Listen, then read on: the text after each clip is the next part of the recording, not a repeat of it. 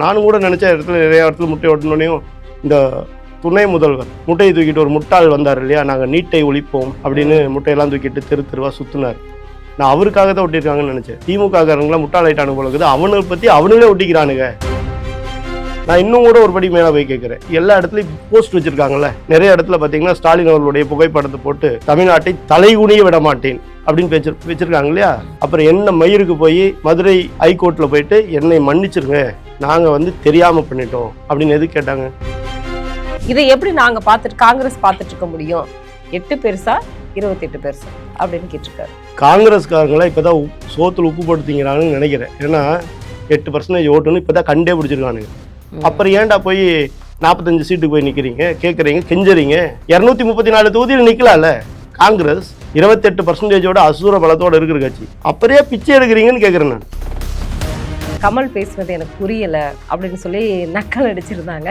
உண்மையாலுமே அவருடைய கன்னி பேச்சுல என்ன பேசி இருந்தாரு, என்ன சொல்ல வராருன்னு நீங்க நினைக்கிறீங்க? நீங்க ஒரு தடவை இல்லை 1000 தடவை அதை போட்டு கேட்டாலும் யாருக்கும் புரியாது. முதல் கமலஹாசனுக்கே 2வது தடவை போட்டு பார்த்தாருன்னா அவருக்கே புரியாது. ஆண்டவருடைய தமிழ் புலமை எப்படி நீங்க கிண்டல் பண்றது சரியில்லைல்ல சார். அவர் தெளிவா சொல்லியிருக்காரு. அதாவது இன்பார்லிமெண்ட் வேடா பேசிடணும்னு எனக்கு பயமா இருக்கு. ஏன்னா கடவுளையே நம்பாதவர் ஆண்டவர்னு எப்படி சொல்றீங்கன்னு தெரியல. ஏன்னா அவருக்கு முதல் அடிப்படை அறிவே இல்லை. அதாவது 5000 10,000 போட்டு வீடு எடுத்து வாங்க வேண்டிய அந்த மனுக்களுக்கு வெறும் 100 ரூபாய் மட்டும் வாங்கி விருப்ப மனுக்களுக்கு அவ்வளவு இளைஞர்கள் வந்திருக்காங்க. நானும் கேள்விப்பட்டேங்க. 10 கவுண்டரா 10 கவுண்டர் மூலமா 2.5 மணி நேரத்துல 50,000 மனுக்கள் வித்திருக்கான். கணக்கு சொல்றதுக்கு ஒரு அளவு இல்லையா?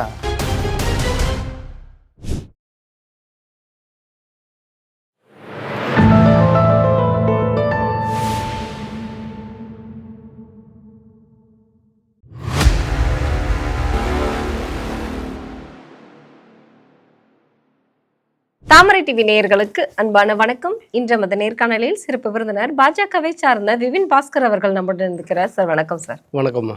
தெருவெல்லாம் ஒரே போஸ்டரா இருக்கு, இதுதான் முட்டை அப்படின்னு காட்டுற மாதிரி. யாரு ஒட்டினாங்க அப்படின்னா அவங்களோட பெயர் எதுவுமே இல்லை. கட்சி ஒட்டினாங்களா இல்லை யார் ஒட்டினாங்க, விரோதத்தினால ஒட்டினாங்களா அப்படின்னு தெரியல. ஆனா ஒரே ஒரு மெசேஜ் மட்டும் அதுல இருக்கு. பாஜக அதிமுக 2026 தமிழகத்திற்கு ஒதுக்கப்பட்ட பட்ஜெட் முட்டை அப்படின்னு மட்டும் ஒட்டி இருக்கு. இதை நீங்க எப்படி பாக்குறீங்க? அதாவதுங்க, அதிக நிதி ஒதுக்கி இருக்காங்க மத்திய அரசாங்கம். அதை மூடி மறைக்கணும். இங்கே இப்போ மோடி அவர்களை பற்றி எதிர்ப்பு இருக்கா இந்த வரக்கூடிய எலெக்ஷன்ல கேட்டிங்கன்னா கிடையாது.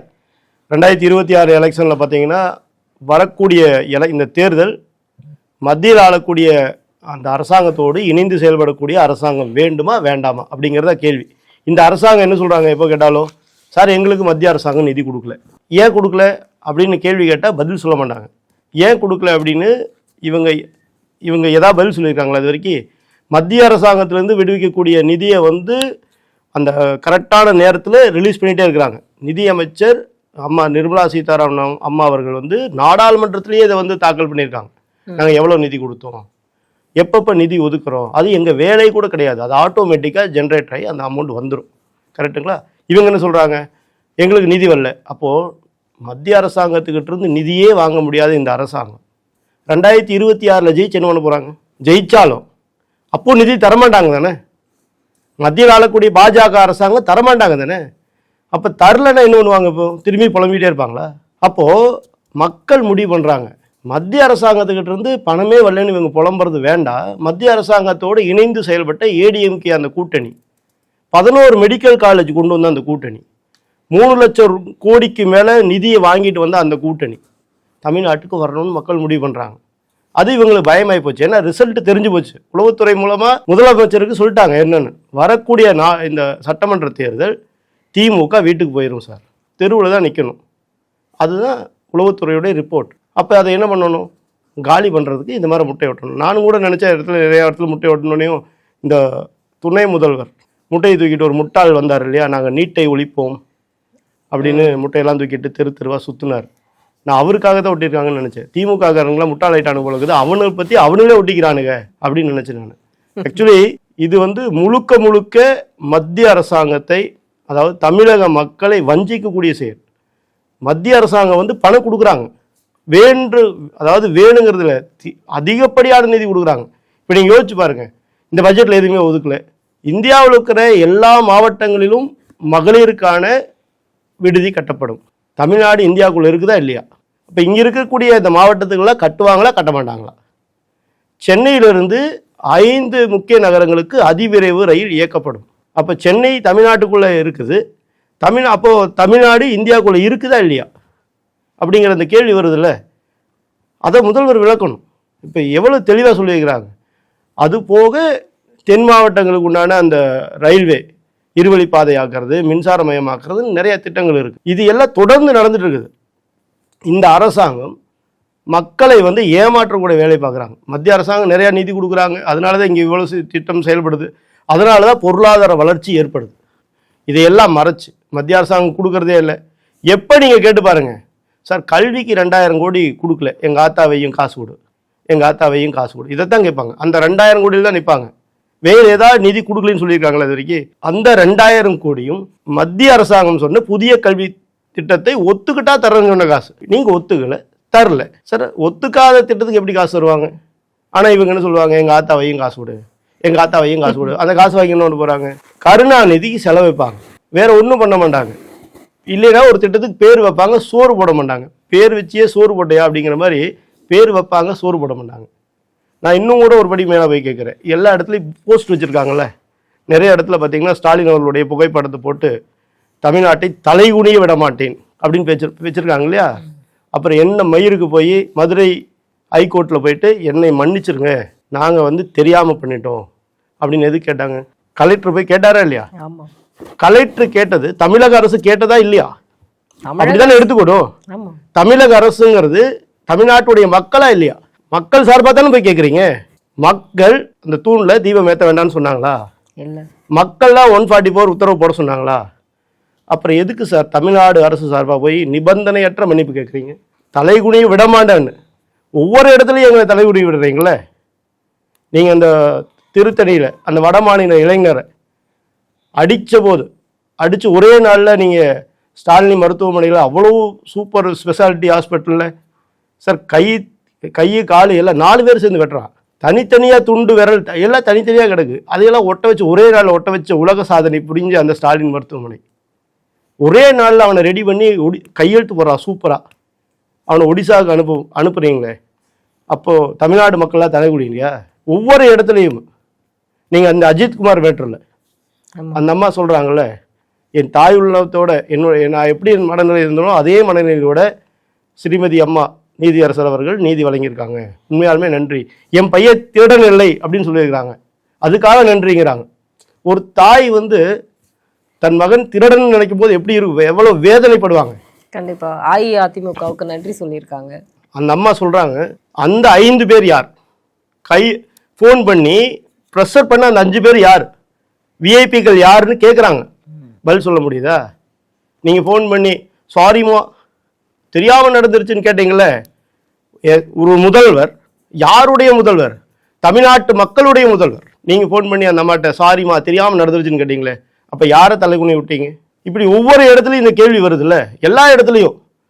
அண்ணா யூனிவர்சிட்டி விஷயமாகட்டும், இப்போ கூட இந்த அடையாறில் வடமாநில இளைஞரில் வெட்டி ஒரு அந்த குழந்தை 2 மாத குழந்தை நினைக்கிறேன், 2 வயசு குழந்தை தரையிலேயே அடிச்சு கொண்டிருக்கானுங்க. அவளை அந்த தட்டி கேட்ட அந்த இளைஞரை மூட்டையில் கட்டி கொண்டு போய் இந்திரா நகரில் வச்சுருக்கானுங்க.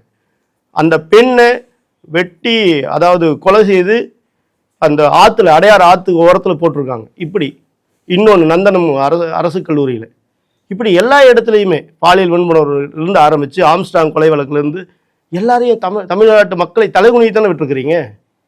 அப்புறம் என்ன டேஸுக்கு நீங்கள் எல்லா இடத்துலையும் போர்டு வைக்கிறீங்க, தமிழ்நாட்டை தலைகுனியை விட மாட்டேன் அப்படின்னு.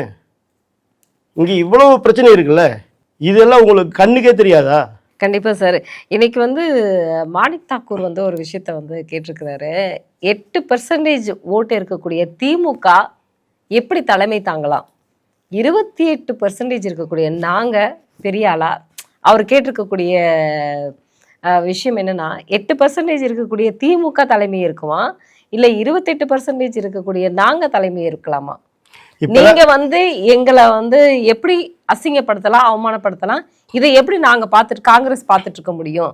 8 பெருசா 28 பெருசா அப்படின்னு கேட்டிருக்காரு. காங்கிரஸ்காரங்களை இப்போ தான் சோத்தில் உப்பு போட்டு திங்கிறாங்கன்னு நினைக்கிறேன். ஏன்னா காங்கிரஸ் கட்சி என்ற பேர் இயக்கத்தை வீழ்த்தின இயக்கம் இந்த திமுக. அதை எதிர்த்து தான் இந்த கட்சியை ஆரம்பித்தானுங்க. அப்போ வந்து காமராஜரை பற்றி பேசாத வார்த்தைகள் இல்லை, அம்மை இந்திரா காந்தி அவர்களை பற்றி பேசாத வார்த்தைகள் இல்லை, எல்லாத்தையும் மூட்டை கட்டி வச்சுக்கிட்டு சீட்டுக்கும் நோட்டுக்கும் வந்து அப்படியே ஒன்று பள்ளி ஓட்டுற மாதிரி ஒட்டிட்டாங்க திமுககாரங்க கூட. திமுக தலைவர் M.K. ஸ்டாலின் அவர்கள் என்ன பண்ணாலும் சரி, கர்ம வீரர் காமராஜரை போல செயல்படுகிறார் அப்படின்னு செல்வ பெருந்தகை. யார் அந்த செல்வ பெருந்தகை? கட்சி ஆஃபீஸையே கல்லால் எடுத்து அடித்தவர் அவர் தான் இன்னைக்கு தலைவர். அப்படிப்பட்ட நிலைமைக்கு இன்னைக்கு காங்கிரஸ் கட்சி இருக்குது. அப்படிப்பட்ட காங்கிரஸ் கட்சி இன்னைக்கு வரைக்கும் அறிவாலய வாசியில் பிச்சை எடுத்துட்டு இருக்கிறாங்க, நோட்டுக்கும் சீட்டுக்கும். அந்த அடிமைத்தனத்திலேருந்தே இன்னும் வெளியில் வர்றதுக்கு இன்னும் எவ்வளோ நாள் ஆகும் தெரியல. இப்போ தான் பேச ஆரம்பிச்சிருக்காங்க. 8% ஓட்டுன்னு இப்போ தான் கண்டே பிடிச்சிருக்கானுங்க. அப்புறம் ஏன்டா போய் 45 சீட்டுக்கு போய் நிற்கிறீங்க, கேட்குறீங்க, கெஞ்சுறீங்க? 234 தொகுதியில் நிற்கலாம்ல. காங்கிரஸ் 28%ஓட அசூர பலத்தோடு இருக்கிற கட்சி, அப்புறம் பிச்சை எடுக்கிறீங்கன்னு கேட்குறேன் நான். ஆனால் வந்து இப்போ இந்த நிலையில் வந்து கனிமொழி அவர்கள் தான் பேசியிருக்காங்க, திமுக தலைமையிலேருந்து அவங்க தான் பேசியிருக்காங்க. ஆனால் இப்போ வரைக்குமே காங்கிரஸ் வந்து அவங்க கொடுத்துருக்கக்கூடிய நிபந்தனையிலேருந்து கீழே இறங்கி வரவே இல்லை. அவங்க வந்து கொடுத்துருக்கக்கூடிய நிபந்தனை கண்டிப்பாக கருணாநிதி ஆட்சி காலத்தில் எந்த மாதிரியான ஒரு சீட்டு எங்களுக்கு ஒதுக்கப்பட்டதோ அதுவும், அதே மாதிரி உள்ளாட்சி தேர்தலில் 20%, அது மட்டும் இல்லாமல் எங்களுக்கு வந்து அமைச்சரவையிலையும் வந்து பங்கு வேணும் அப்படிங்கிறதையும் அவங்க கேட்டிருக்காங்க. இப்போ வரைக்குமே அதுலேருந்து அவங்க இறங்கி வரவே இல்லை.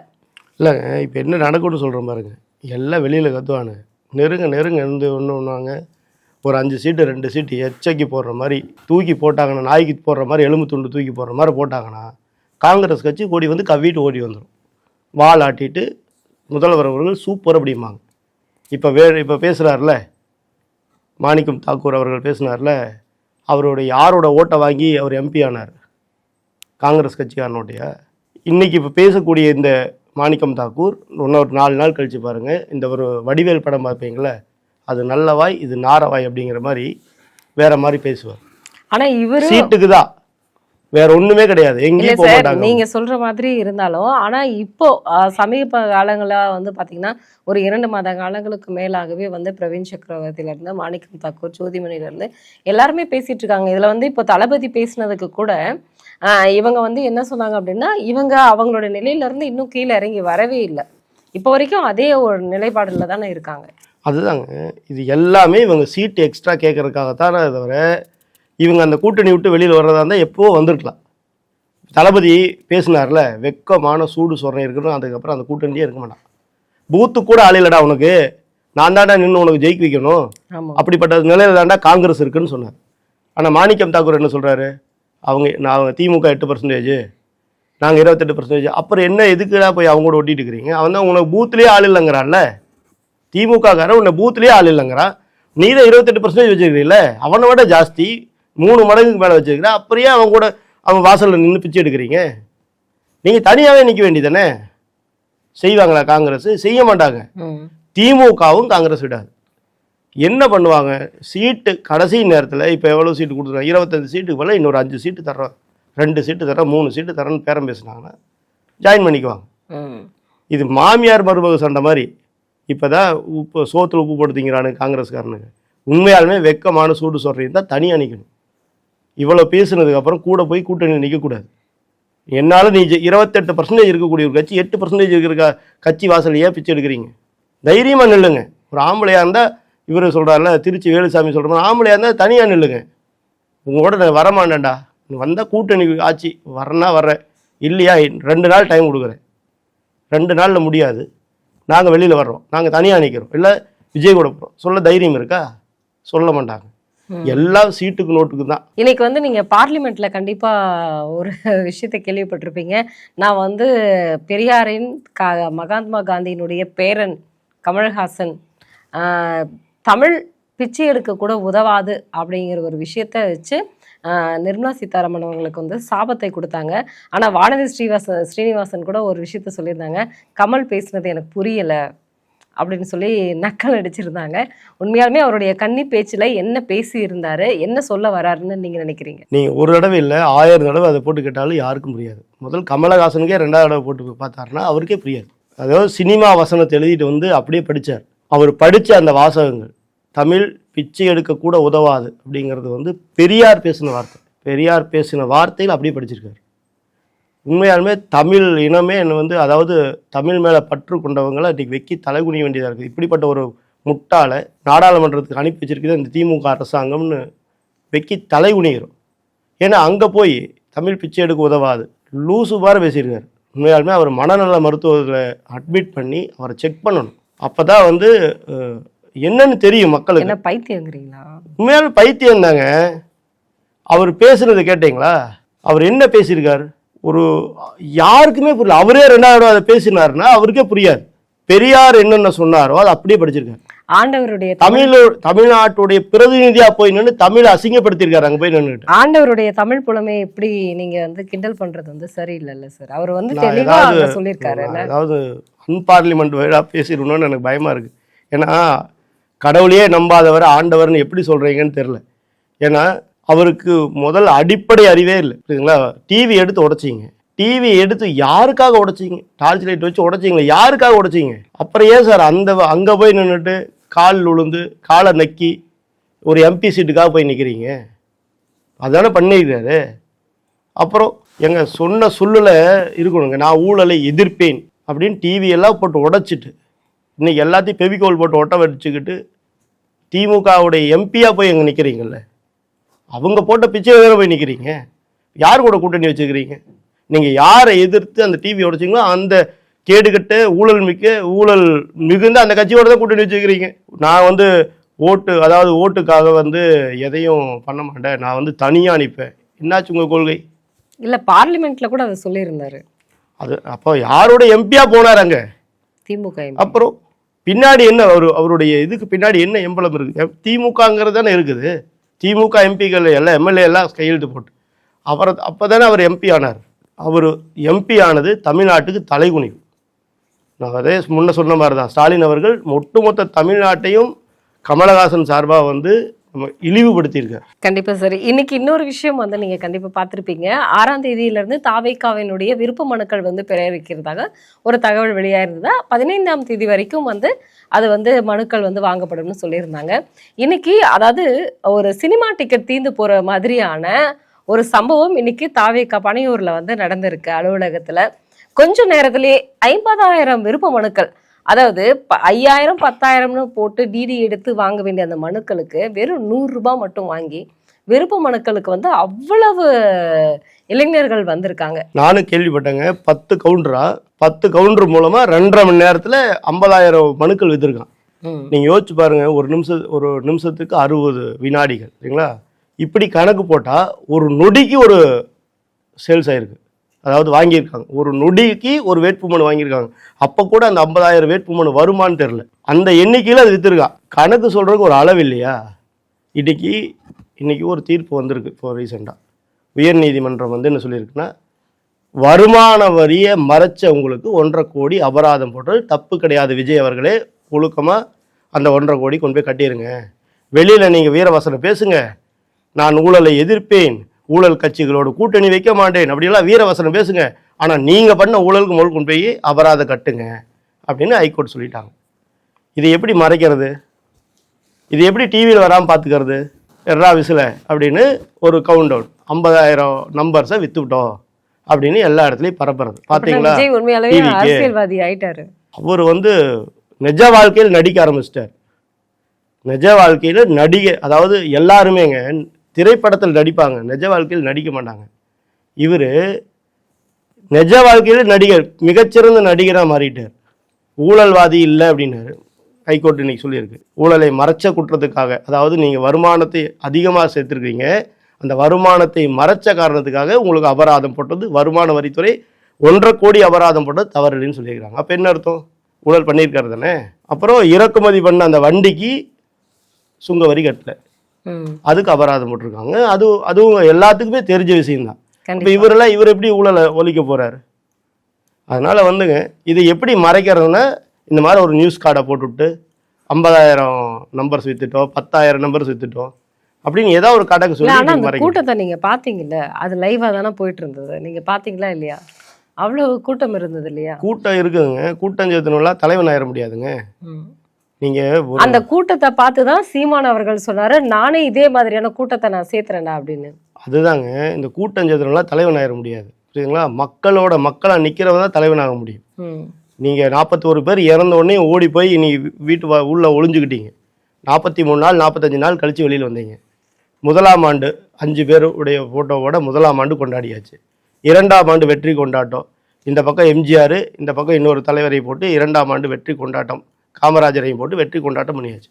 3ஆம் ஆண்டு நான் எதிர்பார்த்தேன், இந்த பக்கம் ஜெயலலிதா அம்மா, இந்த பக்கம் கருணாநிதியோட ஒரு 7-8 தலைவர்களோட வந்து நின்று 3ஆம் ஆண்டு தொடக்க விழான்னு பண்ணுவார்னு நினச்சேன். அது ஒன்று தான் பண்ணலை அவர்.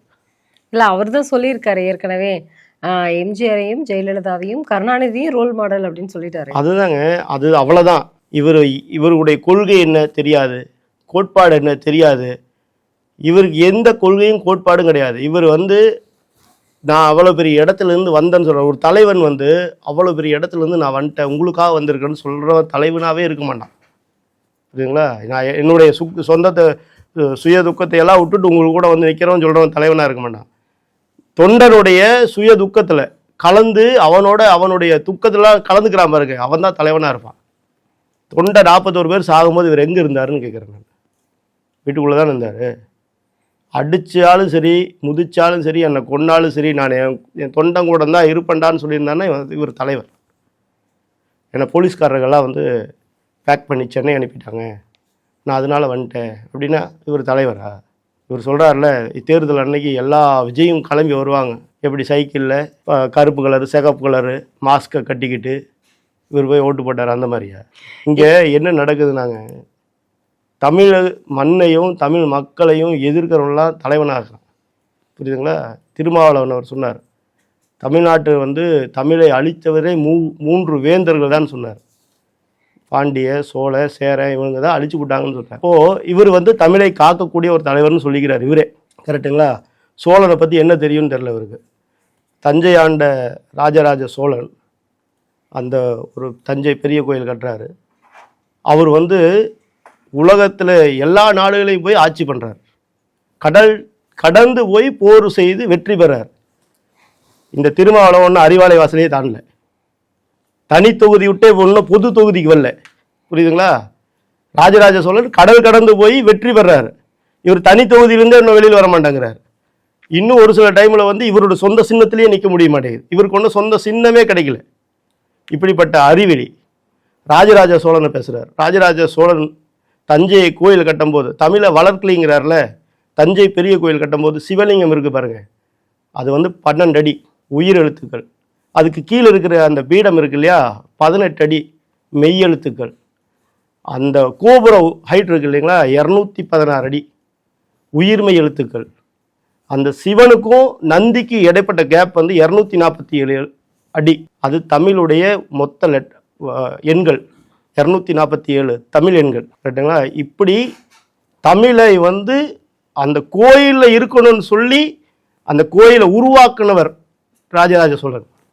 இந்த தற்கூரிக்கு என்ன தெரியும்? இவருக்கு என்ன தெரியும்னா, அடுத்தவன் முண்டாட்டி எப்படி ஆட்டை போடுறோன்னு தெரியும். இல்லைன்னா ஒரு பெண்ணை வளர்த்துருப்பாங்க, அந்த பெண்ணை செல்வந்தர் வீட்டு, அதாவது கொஞ்சம் வசதியானவங்க இருந்தாங்கன்னா அந்த வசதியான வீட்டு பெண்ணை எப்படி அபகரிக்கிறது அப்படின்னு தெரியும். அப்படி அபகரிச்சுட்டு வந்து அந்த ஆளை மிரட்டி எப்படி பணம் பறிக்கிறது, கட்ட பஞ்சாயத்து பண்ணுறதுன்னு இந்த விடுதலை சிறுத்தைகள் கட்சி, இந்த அறிவு கட்ட அரசியல் வியாபாரி திருமாவளவனும் தெரியும். தமிழை பற்றி வேற என்ன தெரியும்? அவங்க அப்பா பேர் ராமசாமி, அது தமிழா? இப்படி எல்லாமே சொல்லிட்டே போகலாம். பெரியார் என்னுடைய கொள்கை வேந்தருங்கிறார். தங்கத்தட்டில் வச்ச மலம் திருக்குறள்னு சொல்லியிருக்கிறார். இது வரைக்கும் எதாவது பேசியிருக்காரா?